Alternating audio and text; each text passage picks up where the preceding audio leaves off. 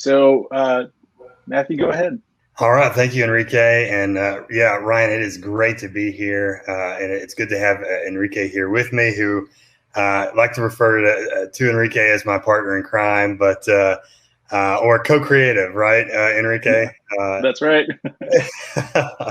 We do a lot of talks and presentations throughout the year, and often times these talks are packed with information. But today, we wanted to simplify things just a bit. Enrique and I have for our discussion today 7 things every applicant planning to apply through TMDSAS should know, including dispelling a few myths about the process. And we're gonna have a good time and hopefully keep it fun and lighthearted. So Enrique, I'll let you. That's right. So let's just dig right in. So yeah, today's objectives, we're going to challenge some common myths about applying to the Texas medical schools through TMDSAS. And really our mission as the Health Education Service is to help you to become a pre-health insider, empowered with data and information to position you for success. Yeah, we're definitely here. We're making dreams come true. These are our member institutions as part of TMDSAS, and it is a growing number. Medical schools this year, we added Baylor College of Medicine new for EY 2022, and we're so excited to have them and what this means just as thought leaders coming to the table with their ideas on how to conduct outreach and improvements to the application. And so we're really excited to have them this year. But for the last 4 or 5 years, we've added pretty much a new member institution every year. We also added the Woody L. Hunt School of Dental Medicine last year, and then also as part of our veterinary member institutions, the Texas Tech University School of Veterinary Medicine. So welcome our new members. All right, I lost my window. I'm really sorry. Let me get this back up. You would think this is our first National Pre-Med Day. Should I? Is this where I tell a joke, Enrique? I was gonna say I'm not. Yeah. You got to do a little dance, Matthew. I can't do a dance.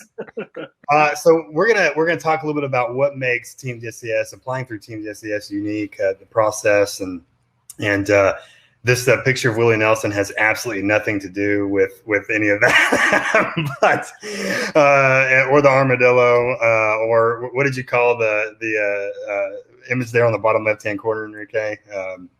Oh yeah, we got our tumbleweed.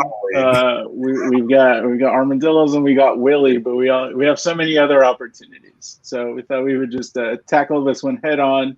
As soon as you're admitted to a Texas medical school, you become Willie Nelson's best friend.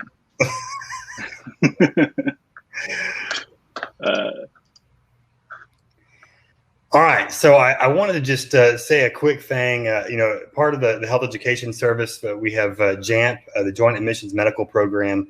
And look, if you're a high school student or a rising college freshman in Texas and are looking for a pathway to medical school, JAMP can help build your path. The program provides scholarships and dedicated support and connects you to summer internships and guarantees admission to a Texas school. So it's an incredible program. If you're a high school senior or if you're in high school, you're thinking about going to medical school or a college freshman, check out texasjamp.org for more information. I forgot to mention earlier, but this presentation is available on insighthealtheducation.com. We have a link so that you all don't have to write notes furiously, and all of these hyperlinks, you can actually click on them when you go check it out there. I took him off the stream. Thank you. Matthew, your sound broke up. I don't know if you can try to do a little reconnect there. Enrique, I'll let you continue on. Yeah. I'll take it from here. So some of the differentiators for TMDSAS, of course, we are our own application service. So there are things that are similar to other national services like ADSAS, ACOMAS, or AMCAS, or VIMCAS. But some of the things that differentiate TMDSAS in particular is that you can submit your TMDSAS application before your letters of evaluation and test scores are sent. Your transcripts are only submitted upon request to TMDSAS. So you don't send those in along with your application. You don't have to wait for them in order to get your application over to the schools. Also, TMDSAS calculates standard letter grade. So a flat grade is what we do. Here in Texas, there are several institutions that do like plus minus or other variations of flat grades. And so we will take, an A plus is still an A with TMDSAS. So that means that your GPA through TMDSAS may be different from what you see at your university. Part of the processing with application is that we evaluate your state residency. And we'll talk about why that's important. And then we also do coursework coding and evaluation because there are just so many different GPAs that are calculated that the schools see. And so we make sure that everything that you enter in the application is going to generate the correct GPA. We also have a uniform application for all of our participating member medical institutions. So if you're applying to one school, if you're applying to Baylor College of Medicine and you're applying to Long School of Medicine and Texas Tech University School of Medicine, the same application is going to apply for those three. And in fact, we have a flat rate for applying to one or all of our schools here in Texas. So all medical schools except for two, the University of North Texas TCU campus and the University of Incarnate Word School of Osteopathic Medicine, they use MCAS and ACOMAS respectively, but all other medical schools here in Texas will use TMDSAS. So residency is important here in Texas because there is a state law that says that no more than 10% of the entering class for the medical and dental schools can be made up of non-Texas residents. We'll go over some stats specific to out-of-state applicants compared to the overall applicant pool, but it's important to kind of recognize this is one of the reasons why so many out-of-state applicants tend to be hesitant to apply to Texas schools. But hopefully, once you see the stats, you should know that it's really not as daunting as it appears to be. Part of the GPA calculations here at TMDSAS, of course, we calculate all of your grades, including courses that have been retaken. So if you got a D- in OChem first semester, and then you got an A+ on that same course when you retook it, we would calculate both of those grades together. So even if you take a course over again, we do calculate all attempts and the grades that you've received at all courses. And then really what we want you to take away from this is that GPA is important, but the trends overall over time are what's really important. And so here we have like a sample transcript of what a school might see. And so you see that here alone, there are about 16, 17 different GPAs calculated.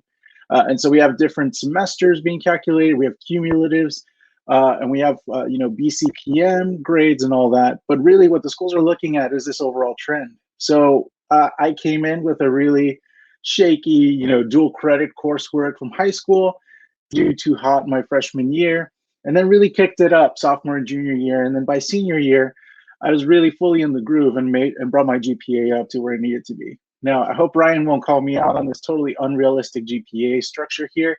It's really just to help illuminate how the overall trends really work and how quickly the schools can see those. Because if that 365 overall GPA or that trend that we see in my freshman year, we're actually down in the senior year section, we would be in pretty big trouble to kind of show the schools that I would be ready to handle the rigors of medical school. So one of the first myths and questions that we get is how did last year's increase in applications affect the TMDSAS admission stats? So just like every other application service, we saw huge growth last application cycle. And so some of the changes that we saw, obviously you see here, we had a huge increase. Every year we've seen a slight increase in applications, and with more and more schools coming online here in Texas, that's to be expected.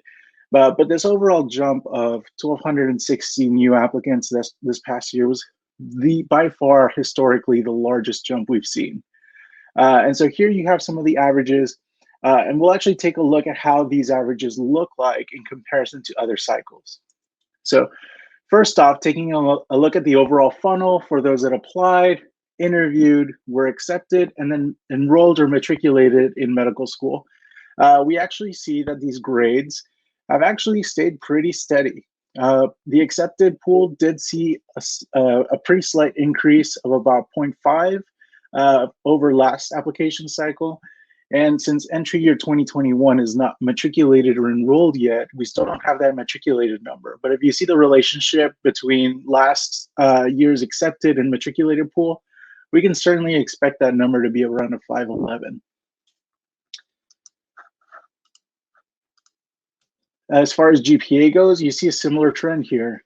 For our accepted group, we actually saw a 0.2 GPA increase. And so that's likely to translate based off of previous year's trends to maybe about a 3.8 or 3.81 GPA average for all of our enrollees for entry year 2021.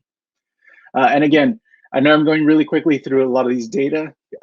This is available to you if you go to insidehealtheducation.com. We have a banner up top where you can actually click and view this presentation.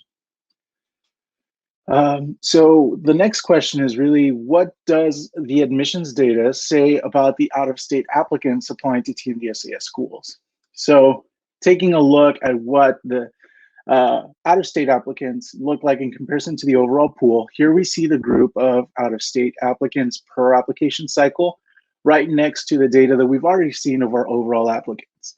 So we see that there was a comparable increase in our out-of-state applicants last application cycle, but they still represent about 24% of our total applicant pool, which is kind of interesting that it kind of stays steady that way. In fact, last year, our admitted non-Texas applicants made up 11% of all acceptances, 268 applicants there. And 8% of all enrollees and matriculants, which was 143 students. So taking a look at those stats specifically, hey, he's back. I don't know, should I blame Spectrum for this one? Right. Yeah, so when we saw the numbers earlier, we saw the trends kind of between accepted and matriculated. Those numbers kind of predict maybe within a 0.1 or 0.2 spectrum. So we do see a slight increase in the average MCAT score for our accepted applicants that are non-Texas residents. And then similarly for GPA, we had a 0.2 increase in GPA, which is quite significant, but in the grand scheme of things, a 1/10 increase, or 1/100th rather, increase in score is really not that large. And we can anticipate that once the matriculated numbers are finalized and school begins this fall for all of our enrollees. Would you like to jump in? Question. Yeah, so I think we're on question 3, is that right? Yeah. How can I showcase my strengths through my my application? Enrique is going to explain to us holistic review. Yeah, sorry about that. I set you up. Yeah, so one of the things that we really want you to understand is how holistic review comes into play in your application. Ryan has talked about this on several episodes of the podcast. He has brought on admissions officers who all talk about core competencies and all of the great stuff that's coming out about that work. But really, we're just here to break it down. This model is essentially what the medical schools are seeing and basing their admissions decisions off of. And so really it's 3 major categories. Your experiences, which assess what your path looks like, what your overall journey traveled has looked like. Your attributes, which take a look at who you are as a person. So that can include, your level of maturity, and in some instances, race, ethnicity, sexual orientation, your leadership experiences, your values, and your beliefs. And then everybody's favorite is the metrics, the MCAT score and the GPA. But as we mentioned earlier, the grade trends also plays a huge part in that decision for the metrics.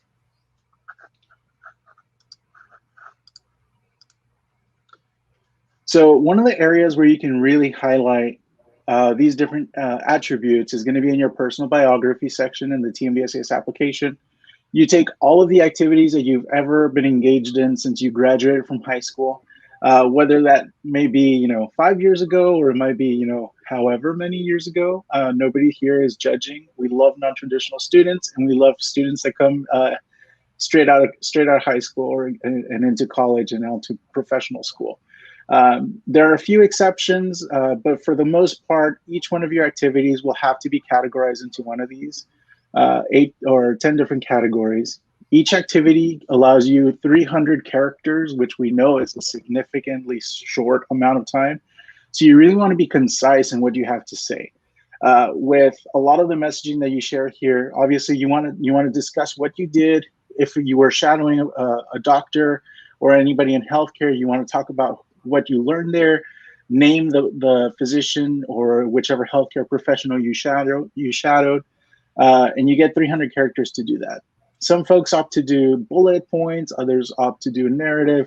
It's entirely up to you, but use that space to the absolute max, because it's very limited space. Now, if there are any meaningful activities or experiences that you engaged in, we do offer you the opportunity to write an additional 500 characters about those. So you can actually select the 3 meaningful experiences that you really want to share with the schools, and include that in that section of the meaningful experiences. This is very similar to what you see in other national application services, but primarily this is probably one of the areas that a lot of applicants trip up on, because you totally miss the mark on leveraging those 500 characters.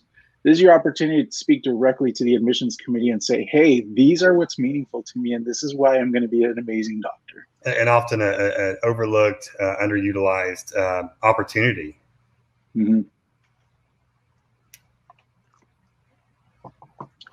So your statements and essays are really an opportunity for you to showcase who you are. In your medical personal statement, it's the typical one: explain your motivation to seek a career in medicine. And here you really want to use that STAR method, where you assess the situation, you look at the task, the action that you took, and the result that came out of it. So a lot of times we've read so many essays where it's like, my grandparents were sick, and I didn't like the way that they were treated. And the applicant goes on to talk about how awful the treatment was. We really feel for that situation, but we want to know more about why that impacted you. Go on and want to pursue this pathway. So don't get stuck with a situation, don't get stuck with a task, but really focus on the action that you took and the results that you've seen, and explain why that's going to make you a more effective healthcare provider. For the personal characteristics, we mentioned earlier about the attributes that you have and the different skill sets that you have. And so this essay is an opportunity for you to really discuss what you bring to the table, not just to an individual school, but to the overall profession. So take a look at that list of the core competencies that the schools have defined, and assess which ones are your strengths, and maybe even talk about those. And don't discount, your experiences, where you came from.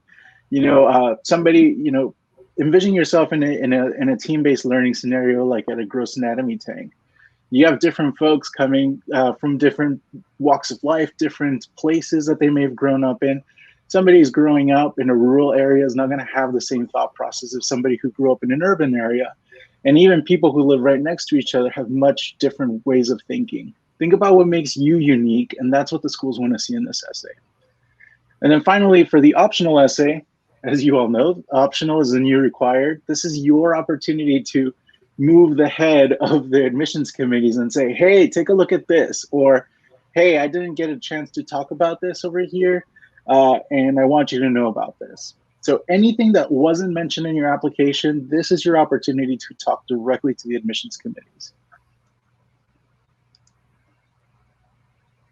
And then finally, pick the evaluators who are really going to speak to your story and speak to your attributes, because at the end of the day, the evaluators are the ones who are really assessing your suitability for the rigors of this profession, but also corroborate your strengths, your competencies, and the activities that you've incorporated in your application.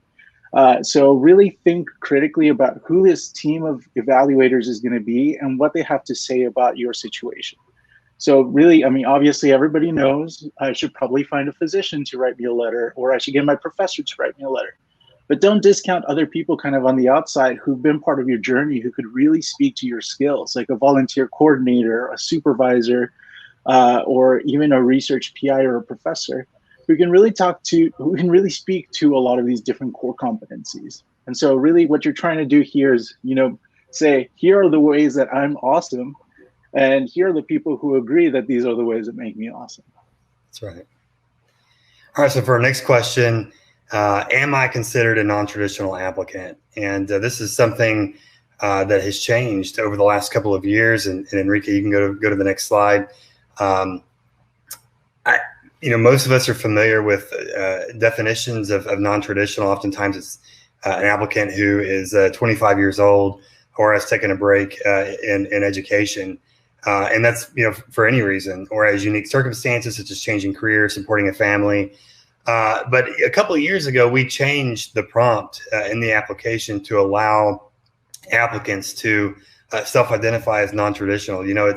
It's impossible to cover every scenario in exemplars. We get lots of questions about it in the past. And so we thought, well, let's allow applicants to self-identify and then sort of describe why they consider themselves a non-traditional applicant. Yeah, and we've really heard from the schools where they love to see everybody's responses, because sometimes it's not even the identification of non-traditional, but rather the description could really be really insightful into that student's journey.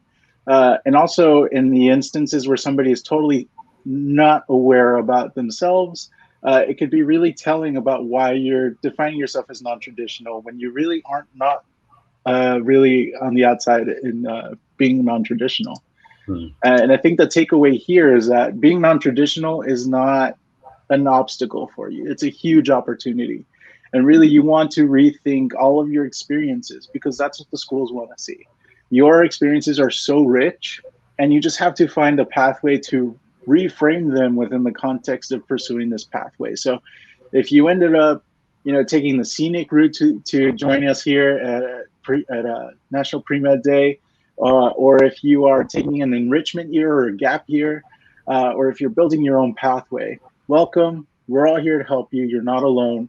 And just really think critically, because you have this huge advantage with life experiences, with a lot of learned opportunities over time that could really be applicable to your application. Okay. So we have two more questions. And the next is, how does the TMDSAS match work? And so we're going to talk a little bit about that process and who is involved in the match. Not it. Do what? Not it. You can take that. I don't know. Can I get a lifeline? This right. is kind of complicated. But yeah. So. Right. I'll take it. I'll explain it. I'm an expert at this anyway. Yeah, of course. So the match is we're one of the only states to have a process like this, right? So it is complicated, but thinking about it, like you've got Texas residents, non-Texas residents. Non-Texas residents don't go through the match, so it's solely for Texas residents. We began making offers on October 15th to both of these populations. But our Texas residents will essentially rank in preference order their the medical schools that they've interviewed at. And then they submit their ranking. The medical schools also submit their ranking for the students or the candidates who have interviewed at their institutions. We put that in the system. And then the system does an algorithm and does this magic, and it spits out the match. And this is typically published. The results are published the end of February, actually beginning of February historically, but last year because of COVID, it was pushed to the beginning of March. And then we decided to kind of maintain that schedule so that for EY22, it'll also be the end of February, early March. Yeah. And we actually have a video. Again, you can pull up this this presentation at insidehealtheducation.com. We actually have a match video that goes over different scenarios, so you can see what it looks like if you pre-match in a certain way, or if you go through the match and you don't get accepted anywhere yet, how rolling admissions will work. So that's a really helpful video. And also check out the TMDSAS website that goes over that. All right. So the big question, why is it important to apply early?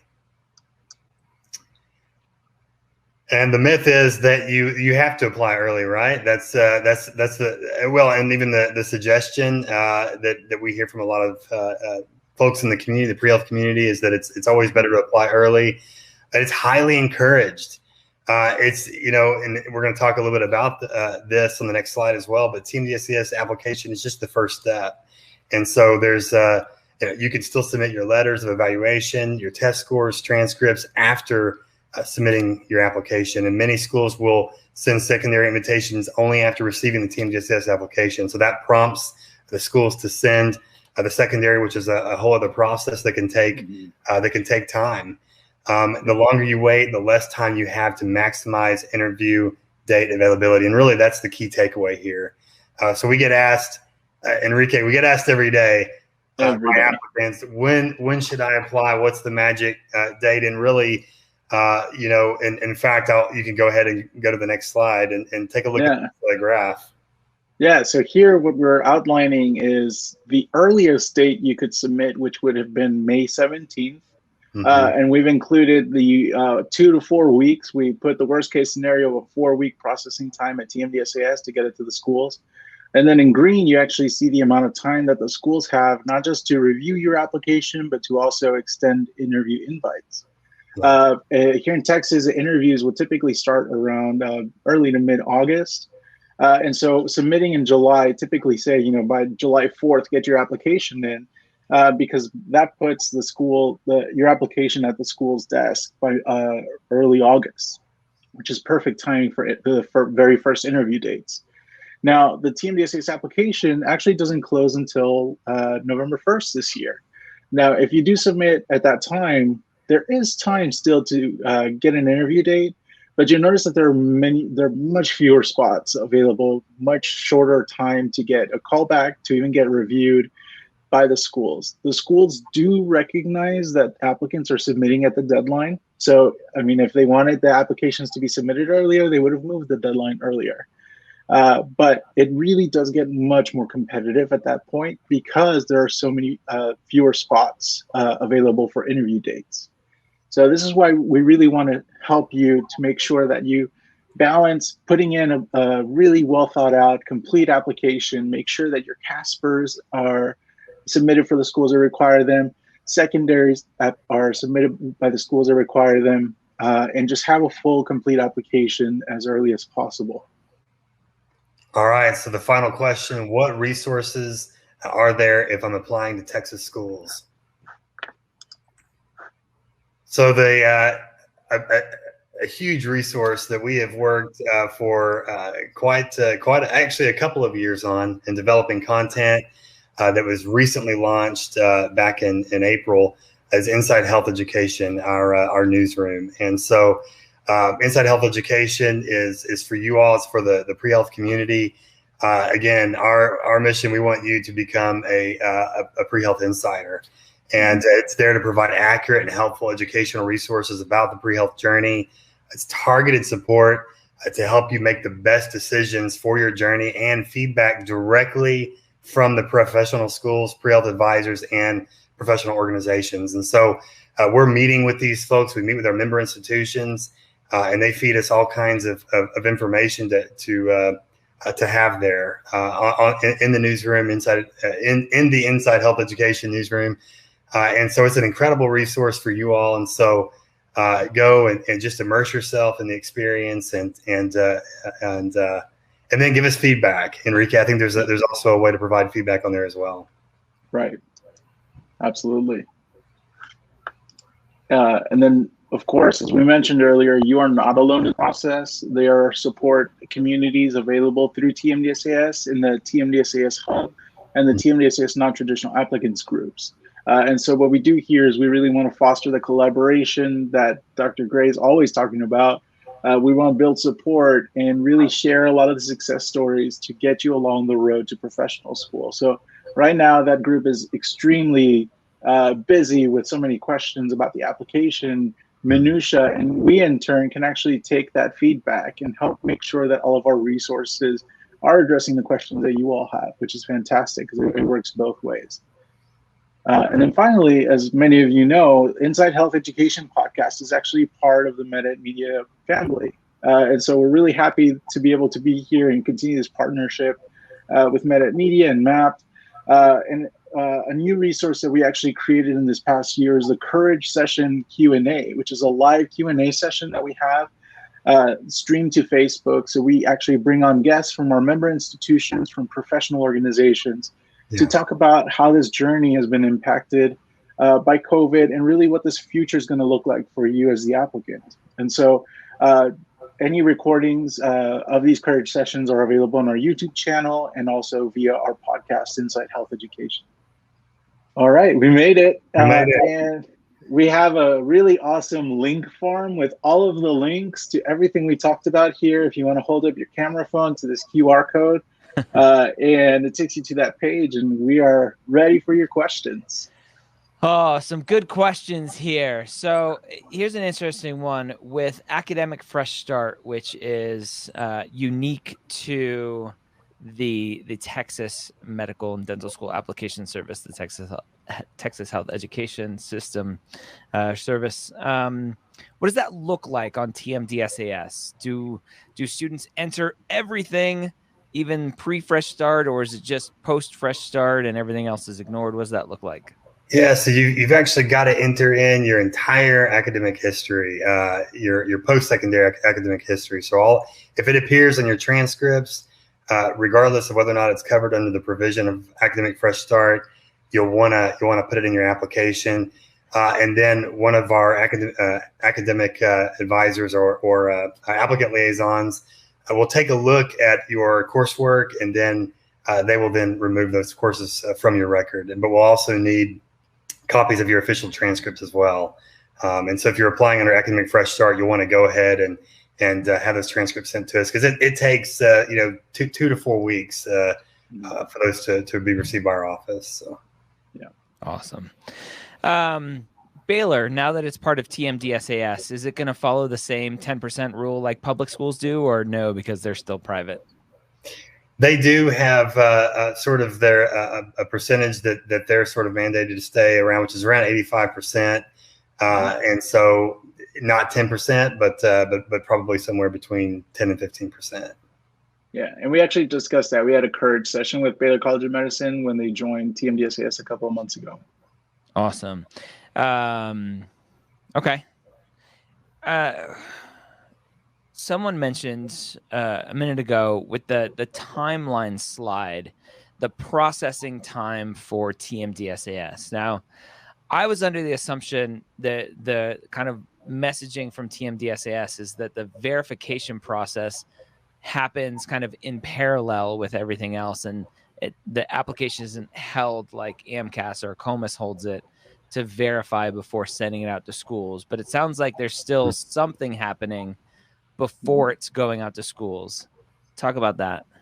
Yeah, so there's a processing, a time for processing that typically, we get a lot of applications, and so like AMCAS, it takes 2 to 4 weeks for our staff to kind of go through those applications. But they look over the academic history, they look over the pretty much the entire application to make sure that it follows certain parameters and the certification page. And so they're also, what's different with TMDSAS is we do residency determinations for all of our applicants, and that is unique. And so quite a few of our applicants will have to go through a verification process with residency. And then the other thing that we do is coursework determinations. And so our applicant liaisons will look at every entry of coursework to make sure that it's coded correctly, and they determine which courses will be included in the BCPM or courses that meet the requirement for medical school and which ones don't. And so it's a very lengthy process. And so once we've done that, we send it off to the medical schools, and then several months later, once applicants are invited to interview, they are then requested to send transcripts to TMDSAS, and then we begin the verification of coursework, or we call it validation of coursework to those transcripts. Okay. And I think something to also note is that throughout the cycle, after you submit, your MCAT scores are still coming in, and that's getting processed and sent over to the schools. When new semesters finish, like summer 1, summer 2, the fall semester, we're still in the middle of the application cycle. So you update those grades on the application as well, and then they still go through that processing and update the school. So the schools are constantly hearing from TMDSAS about all the updates that there are to the application. So don't be afraid that you have to wait until your MCAT scores come in, or that you have to wait till your letters come in. Submit that primary application, because that's really the catalyst that triggers everything else that happens. Yeah. Jason asks, what are some examples that come to mind when it comes to schools considering, quote, strong ties to Texas as a non-resident applicant? You can see from his profile picture, he's a Utah resident, but is very interested in TMDSAS going to a Texas medical school. Yeah. Take this one, or... Yeah, well, I'm sort of thinking through it. So what are some examples that come to mind when it comes to schools considering strong ties to Texas? Okay, I see. Yeah, I don't know, Enrique, do you...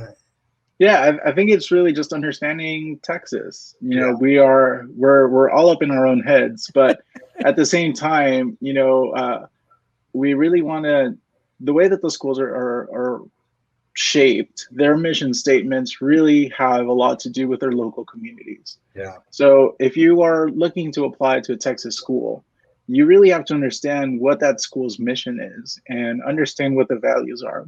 For example, Texas A&M has a notoriously well-established, maybe not notoriously, but a very well-established set of core values, the Aggie values, that really come into play in their application. So if you don't explicitly talk about those in their secondary application, it really just shows that you haven't done your homework about that school, and you really don't connect with their mission. So I think what the schools are really looking for is a good mission fit, first and foremost.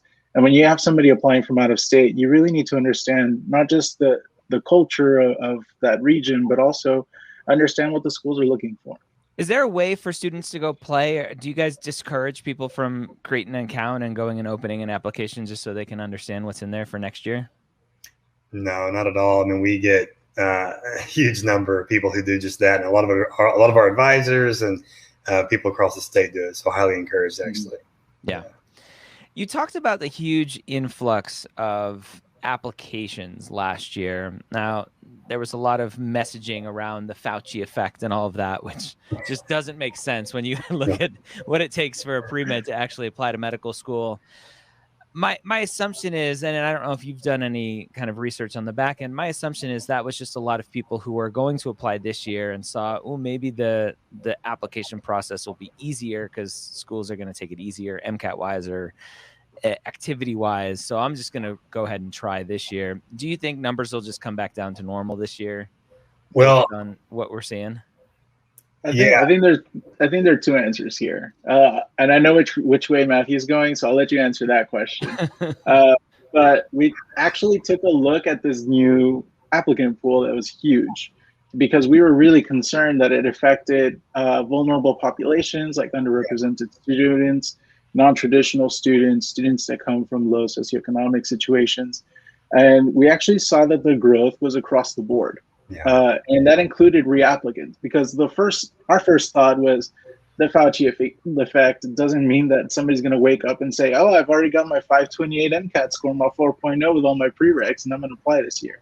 Everybody here knows that that's not true. It takes years to put together an application. And so we really took a look and kind of were assessing it, but the growth was just across the board with a lot of different populations, which was really interesting. Yeah, we saw growth with our veterinary applicants, our dental applicants as well. And but yeah, I think at this point it's speculation. We're beginning a study in September. Just after September 1st, we'll begin doing research on this very topic. And I know that our colleagues out at AAMC and MCAS are going to be doing the same. We're all trying to figure out what happened here, and so but again, for EY 22, we're already seeing some incredible growth there too. And so we allowed submissions of the application beginning May 17th. So when you compare the number of available days of submission to last year, we're actually getting more apps even this year than last year. And so who knows? It could just be that we kind of thought there'd be a regression to the mean this year, but we'll have to wait and see. June is when we get about a quarter of our absence, so I think probably end of June, early July, we'll kind of know what the story is for this year. So that's incredible. Yeah. I had one other amazing question. Oh, did any of your member institutions waive the MCAT last year? No, we did not. There was some discussion about it, but as Enrique said, we did some studies and found that it really didn't impact vulnerable populations the way that we thought, and so they went ahead and all required it for last year. All right, I was hoping TMDSAS could do some good research in 4 years on the effects of that, but won't be coming out of TMDSAS. Hopefully, it comes out of some other schools. Matthew, Meeks, Enrique Jasso, thank you so much for your wisdom, for hopefully just continuing to do better with TMDSAS compared to the other application services, making it just cheaper and just a better experience overall for students applying to Texas schools. Yeah. So I appreciate your wisdom. And again, everyone else, you can continue to get some more information by becoming a pre-health insider at InsideHealthEducation.com. Gentlemen, I appreciate your time and look forward to speaking to you National Pre-Med Day 2022. So thank you. You're already Thank you so much.